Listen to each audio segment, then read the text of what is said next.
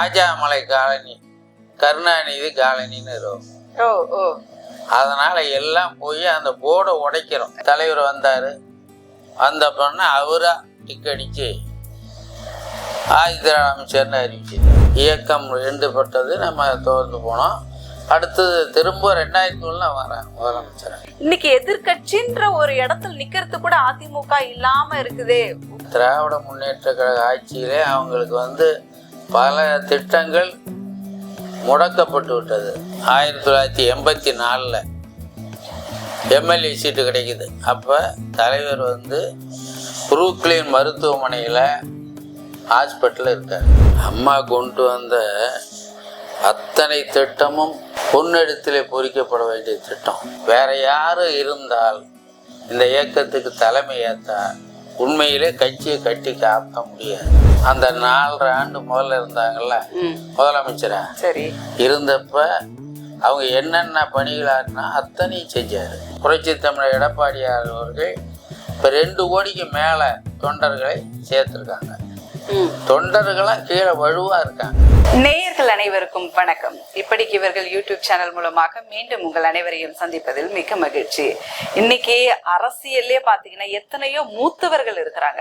அந்த கட்சியை வழி நடத்தக்கூடிய அந்த வயதிலையும் சரி அனுபவத்திலையும் சரி இருக்கிறவங்க நிறைய பேர் இருக்கிறாங்க. அதன் அடிப்படையில இப்போ நம்ம ஒரு மூத்த அரசியல்வாதியை நம்ம பார்க்க போறோம்.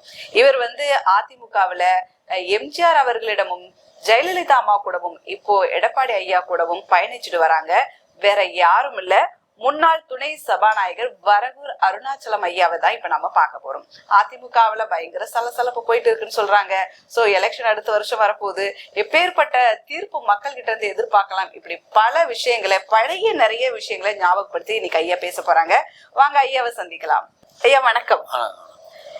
மோஸ்ட் சீனியர் அப்படின்னும் போது அதிமுக இருக்கக்கூடியவங்கள நீங்களும் ஒரு முக்கியமான ஒரு முதலிடத்துல இருக்கிறீங்க. வரகூர் அருணாச்சலம் அப்படின்னாலே அதிமுகவுல இன்னைக்கு பேர் போனவர் அப்படின்ற அளவுக்கே சொல்லலாம். ஒட்டுமொத்த அரசியல்வாதிகள் மத்தியிலும் உங்களுடைய ஆரம்ப காலம் எப்படி இருந்தது? நீங்க எம்ஜிஆர் கூட டிராவல் பண்ணும்போது முதல் முறையா நீங்க படி எடுத்து வைத்த அந்த சூழ்நிலை எப்படி இருந்தது? அந்த ஒரு எக்ஸ்பீரியன்ஸை ஷேர் பண்ணி அதுக்கப்புறம் நம்ம பல விஷயங்களை பேசலாம். அதை பத்தி சொல்லுங்க. இதே புரட்சி தலைவர் எம்ஜிஆர், புரட்சி தலைவர் அம்மா அவருடைய வழியிலே இயக்கத்தை நடத்தி கொண்டிருக்கிற தமிழகத்தின் 2026 முதலமைச்சராக இருக்கிற புரட்சி தமிழர் எடப்பாடி அவர்கள் இவர்களெல்லாம் வணங்கி புரட்சி தலைவர் எம்ஜிஆர் அவர்கள் 1972 நான் கல்லூரியிலே படித்து கொண்டிருந்த பொழுது அந்த நேரத்திலே திராவிட முன்னேற்ற கழகத்திலே புரட்சி தலைவர் எம்ஜிஆர் இருந்தார்கள். சரி. அந்த நேரத்தில் அவரை திடீரென்று அவரை கட்சியிலிருந்து பொருளாளர் பொறுப்பிலிருந்து எடுத்து விட்டார்கள். ஆமா, கேள்விப்பட்டது. அந்த நேரத்திலே நான் திருச்சி கல்லூரியிலே 2வது ஆண்டு படித்து கொண்டிருக்கிறேன். இந்த 2வது ஆண்டு படித்து கொண்டிருக்கிற பொழுது எங்களுக்கெல்லாம் அப்போ அரசியலை பற்றி அவ்வளவு அனுபவம் கிடையாது. திடீரென்று ஏடா புரட்சி தலைவர் எம்ஜிஆரை, அப்பெல்லாம் எம்ஜிஆர் தான், எம்ஜிஆர் நீக்கிட்டாங்களே அந்த வேகத்தில் நாங்கள் எல்லாம் சாப்பிட்டு இருந்த மாணவர்கள் எல்லாம் அந்த இலையை அப்படியே மூடி வச்சு விட்டு ஒரேடியாக புறப்பட்டு பக்கத்தில் கலெக்டர் ஆஃபீஸு, அது பக்கத்தில் காஜாமலை காலனி, கருணாநிதி காலனின்னு இருக்கும். அதனால் எல்லாம் போய் அந்த போர்டை உடைக்கிறோம். சரி சரி. போர்டை உடைக்கிற பொழுது அது கலெக்டர் ஃபோன் பண்ணி சொல்லிவிட்டார். சரி சரி. சொன்ன உடனே ஒரே கூட்டம், போலீஸ் கூட்டம் வருது. எங்களை அப்படியே ஐஜி வேனில் ஏற்றிட்டு போயிட்டாங்க. பக்கத்தில் ஒரு போலீஸ் ஸ்டேஷன், அங்கே எங்களை எல்லாம் உட்கார வச்சாங்க நைட்டு ஃபுல்லாக. இது விடிய தான் நடந்தது. காலையில் எங்களை எல்லாம் வெளியே விட்டாங்க. சரி. இதுதான் என்னுடைய முதல் அனுபவம். அப்புறம் டிகிரி முடித்தோம். சரி. அதுக்கு பின்னால் கட்சியில் கிராம அளவில் அந்த கிராமத்தில் கிளை கழகம்னு ஒன்று இருக்கும். ம். அந்த கிளை கழகத்துக்கு அப்பொழுது 3 பேர் பொறுப்பாளர்கள், 2 மேலை பிரதிநிதிகள், சரி. ஒரு கிளை கழக செயலாளர். இவங்க எல்லாம் சேர்ந்து தான் ஒன்றிய செயலாளருக்கு ஓட்டு போடணும். சரி சரி சரி. அதனால அந்த கிளை மேலை பிரதிநிதி அப்போ என்ன தேர்ந்தெடுத்தாங்க. அப்போ இருந்துக்கிட்டு இருந்தேன். அப்புறம் பல இடங்களில் வேலைக்கு போனோம், வந்தோம். முதலாக 1980 79 to 80 சட்டக்கல்லூரி திருச்சிக்கு அறிவிக்கிறாங்க. அறிவிக்கிற பொழுது அப்போது நாங்களாம் மனு போகணும், இனிமேல் வேலை கிடைக்காது, சட்டமாச்சும் படிப்போம் அப்படின்னு. இப்போ சட்டக்கல்லூரி போடும்போது எனக்கு கிடைச்சிச்சு. சரி. கிடைச்ச உடனே அப்புறம் சட்டக்கல்லூரி படிக்கிறோம். அதுலேருந்து அரசியல். அப்போ முடிச்சுவிட்டு ஊரில் ப்ராக்டிஸ் பண்ணிகிட்டு இருக்கும்போது, வழக்கறிஞராக அரியலூர், பெரம்பலூர் இப்படி பண்ணிகிட்டு இருக்கும்போது இப்பொழுது இருக்கிறார், அவர் என்னோட அமைச்சராக இருந்தவர். சரி. நல்லுசாமின்னு, திரு என் நல்லுசாமி. அவர் என்னன்னா திருச்சியில் கொஞ்சம் பேர் போனவர். அவர் என்னை வந்து பார்க்க வர்றாரு. சரி. அப்போ தேர்தல் நடக்குது. நான் வந்து மாவட்ட பிரதிநிதி நிற்கிறேன்.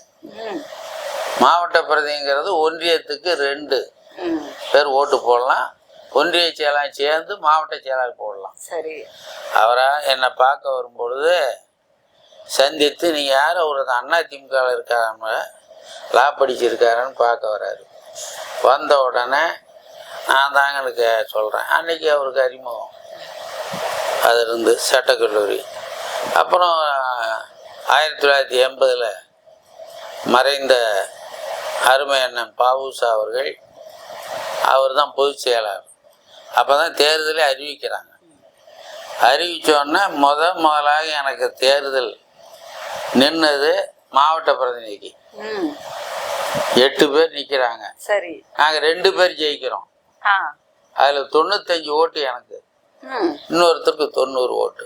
சரி சரி. இதெல்லாம் வாங்கி படிப்படியாக வந்துட்டு இருக்கும்போது தான் அப்புறம் அப்படியே கட்சியில் தொடர்பு அந்த அளவில் வரும்போது எம்ஜிஆரை சந்திக்கிற, லா காலேஜ் படிக்கும்போது அரிஸ்டோ ஹோட்டலுக்கு வர்றாரு, அங்கே தங்குறாரு திருச்சியில். அங்கே சந்தித்து எல்லாம் கை கொடுத்தோம். அப்போ கை கொடுத்ததே ஒரு பெருமையாக பேசிட்டோம். கண்டிப்பாக இருக்குமே. அந்த கை கொடுத்தது அப்படி ஒரு ஆச்சரியம், வாய்ப்பு கிடைச்சிதுன்னு. அதுக்கு பின்னால் அப்படியே ப்ராக்டிஸ் பண்ணிக்கிட்டு இருந்தோம். எனக்கு வந்து சீட்டுக்கு ரெக்கமெண்ட் பண்ணி அதில் வந்து 1984 எம்எல்ஏ சீட்டு கிடைக்குது. அப்போ தலைவர் வந்து புரூக்ளின் மருத்துவமனையில் ஹாஸ்பிட்டலில் இருக்கார். அப்போ நாங்கள் எல்லாம் நிற்கிறோம். நிற்கும் பொழுது எங்களுக்கு ஓட்டு கேட்க வரல. இருந்தாலும் அந்த தேர்தலில் ஜெயிச்சு வந்து திரும்ப தலைவர் வந்தார். வந்த பொண்ணு அவராக டிக் அடித்து ஆதித்ய அமைச்சர்னு அறிவிச்சிட்டார். ஆமாம். அது இருந்தால் நமக்கு வந்து அப்புறம் தலைவர் கூட பழக்கம், போக்குவரத்து, ஒரு எவ்வளோ தூரத்திலிருந்து பார்த்துக்கிட்டு இருந்த ஒரு எம்ஜிஆரை கிட்ட இருந்து பேசுறதுக்கு ஒரு வாய்ப்பு அமைச்சராக அவர் கொடுத்தது எனக்கு பெரிய. கண்டிப்பா அது அந்த வயசுக்கு எம்ஜிஆர் அவர்கள் இருந்த அந்த உச்ச கட்டத்துக்கு உங்களுக்கு கிடைச்ச அந்த நேரத்துல பெரிய ஒரு வரவேற்பா இருந்திருக்கு. இன்னொன்று நான் சொல்றேன், புரட்சித் தலைவர் எம்ஜிஆர் அவர்கள் அவர் புருக்களின் மருத்துவமனையிலிருந்து வராரு. யாருக்குமே மந்திரி கொடுக்கல. சரி. எங்களுக்கும் கொடுக்கல, ஒருத்தருக்கும் கொடுக்கல. ஆனால் அவர் தனியாக போய் பேச முடியாது, அவர் உறுதிமொழி எடுத்துக்க முடியாதுன்ற நேரத்தில் தனியாக போய் கவர்னரை பார்த்து முதலமைச்சராக ஏற்றுக்கிட்ட ஒரே ஒரு சரித்திரத்தில் அவர் மட்டும்தான். ஒரு கேபினெட்டில் ஒரே ஒரு முதலமைச்சர் அவரே பதவி ஏற்றுக்கிட்டு கவர்னர் ஏற்றி வச்சார். வேற எதுவும் நடக்கல. அதன் பின்னால் தான் மந்திரி கொடுக்குறாங்க. அதனால மந்திரி கொடுத்து அப்புறம் எங்களுக்கெல்லாம் கொடுக்கல. 84 ஜெயிக்கிறோம். அப்புறம் அவர் பதவி ஏற்றுக்கிறாரு. 85 பதவி ஏற்கிறார் தலைவர். 2 மாதம் கொடுக்கல, ஜனவரி பிப்ரவரி. மார்ச்சில் தான் மற்றவங்களாம் கொடுத்துட்டாரு. ஒரு 7 பேர்த்து கொடுத்தாரு மார்ச்சில். சரி சரி. அந்த 7 பேர்த்துல நான் ஒரு ஆள். நல்லுசாமி, வீராசாமி, விவி சாமிநாதன் இன்னும் இருக்காரு. 99 ஓல்டு. இப்போ 100 வரப்போகுது பிப்ரவரி. சரி சரி சரி. அவங்க 7 பேர்த்து மந்திரியை கொடுத்து பதவி ஏற்கிறாங்க. அந்த அதுதான் அந்த படம் கவர்னர் புராணம். சரி சரி. அப்போ பதவி ஏற்றுட்டு 7 பேர் மந்திரி, அதில் சிலர் இன்னும் இருக்காங்க. ஏற்ற பின்னால் அவரை சந்திக்கிற வாய்ப்பெல்லாம் கிடைச்சிது. சரி.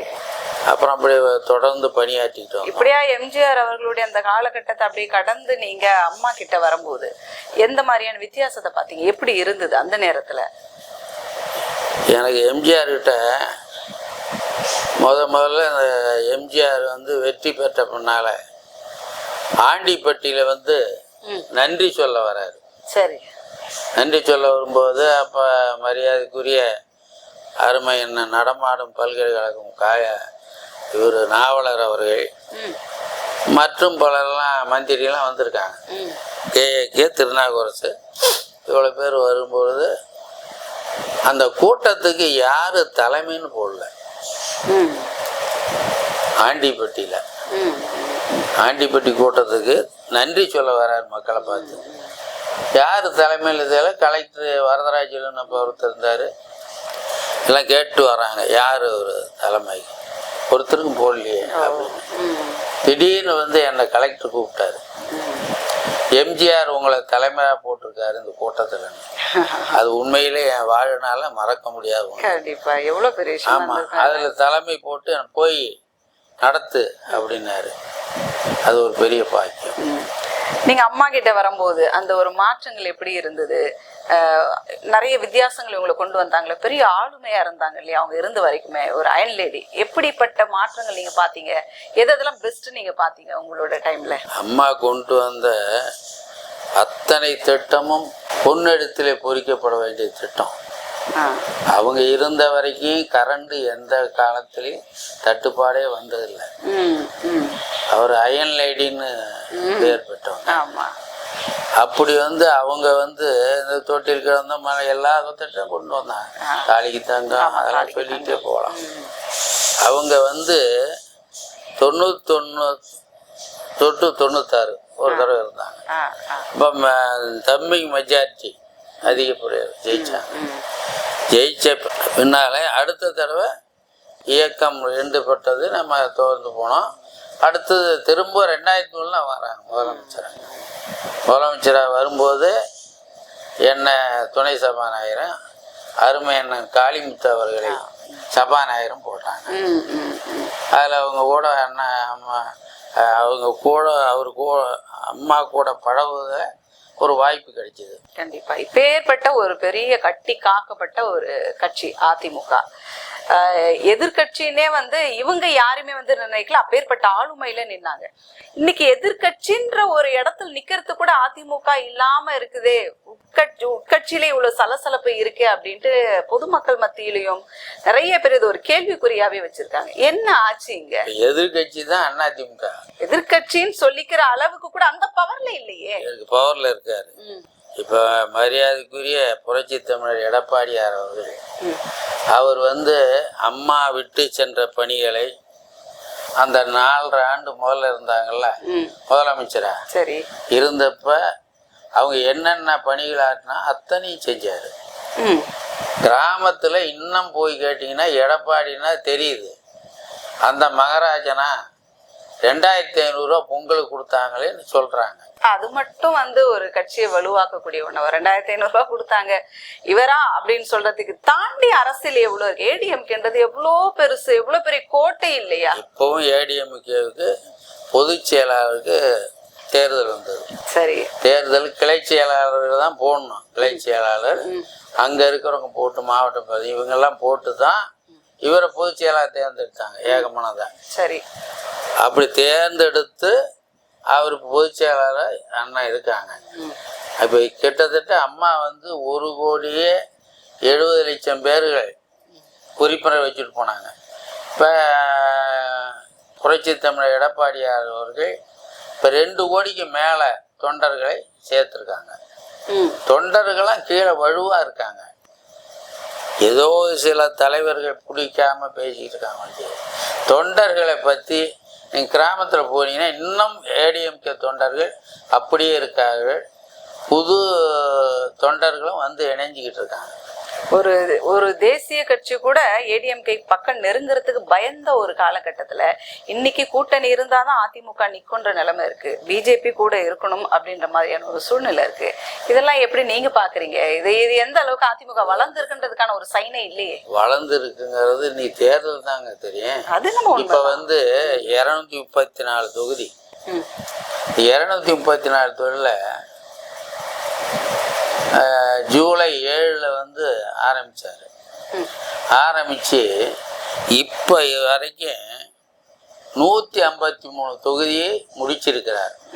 ஆனால் அந்த 153 தொகுதியிலும் நல்ல வரவேற்பு, அவ்வளோ மக்கள் கூட்டம், எல்லாம் அலையாக வர்றாங்க. ஏன்னா திராவிட முன்னேற்ற கழக ஆட்சியிலே அவங்களுக்கு வந்து பல திட்டங்கள் முடக்கப்பட்டு விட்டது. அதனால் அவங்க அலையாக வர்றாங்க. அவர் வந்து 153 மாநாடு நடத்தின மாதிரி நடத்தியிருக்காரு. ஒவ்வொரு தொகுதியிலும் ஒரு மாநாடு மாதிரி. இப்போ 153 தொகுதி முடிச்சிட்டாரு. இன்னும் கிட்டத்தட்ட 80 தொகுதி தான் இருக்கும். சரி, அந்த சட்டசபையிலே அப்படி ஒரு பெருமைக்குரிய அந்த பணிகளை அவர் ஆற்றிட்டு வர்றார். வேற யாரும் இருந்தால் இந்த இயக்கத்துக்கு தலைமை ஏற்றா உண்மையிலே கட்சியை கட்டி காக்க முடியாது. இவரை தவிர நல்ல உழைப்புமா, நல்லா உழைக்கிறாரு. 6 போனாலும் பார்க்குறாரு. நான் எம்ஜிஆர்கிட்ட இருந்தேன், எம்ஜிஆரை விட்டு இருந்தேன், அம்மா கிட்ட இருந்தோம். இப்போ சட்டசபையில் சபாநாயகர் ரிசைன் கொடுக்குறாரு. சரி, ரிசைன் கொடுத்தோடனே சட்டசபை கலையுது. கலைஞ்ச உடனே அப்புறம் வந்து தேர்தல் மறு தேர்தல் வர வரைக்கும் பொறுப்பு சபாநாயகர் ஒருத்தர் போட்டாங்க. துணை சபாநாயகர் எனக்கு தான் அம்மா கொடுத்தாங்க. ஒரே ஒரு மாதம் நான் மட்டும் தேசிய கொடி போட்டுக்கிட்டு வந்தேன். மற்ற யாரும் போட முடியாது. சபாநாயகர் போடலாம், துணை சபாநாயகர், பொறுப்பு சபாநாயகர் அப்படி கொடுத்து பெருமைப்படுத்தினாங்க. அது மட்டும் இல்லை, இந்த இதில் வந்து அந்த 4 ஆண்டு காலத்தில் எனக்கு இன்ன வரைக்கும் யாருமே அதிமுக காரங்களுக்கு அம்பேத்கர் இது கொடுத்ததில்லை. அந்த கூட்டணி கட்சி தான் கொடுப்பாங்க. இங்கே பார்த்தீங்கன்னா இது அந்த 4 வருஷத்தில் புரட்சி தமிழர் எடப்பாடியார் அவர்கள் எனக்கு அம்பேத்கர் விருதை கொடுத்தாங்க. அந்த பெருமையும் அவரை சாரும். கண்டிப்பா. ஆயுதிராட மக்களோடும் இணக்கமாக இருக்காங்க, அத்தனை ஜாதியோடும் இணக்கமாக இருக்காங்க. நீ அதில் வந்து அவருடைய வெற்றியை யாரும் தடுக்க முடியாது. அண்ணா திராவிட முன்னேற்ற கழகமா அல்லது அமித்ஷா முன்னேற்ற கழகமா அப்படின்ற ஒரு கேள்விக்குறியே வந்துருச்சு. நம்ம சொல்ற மாதிரி மக்கள் யாரும் பேசல. அமித்ஷா கட்சியா அதிமுக ஆயிடுச்சுன்னு சொல்லல. இன்னைக்கு அமித்ஷாவின் சொல்லி கேட்பதானே ஏடிஎம்கேல இருக்கிறவங்க ஆடுற மாதிரி இருக்குது. அது மாதிரி எதுவுமே இல்லை. தன்னுடைய கட்சியை அடகு வைக்க மாட்டாங்க. அது எல்லாத்துக்கும் தெரியும். சரி, கட்சியில வந்து இருக்கிறவங்க அவர் நம்புறாங்க.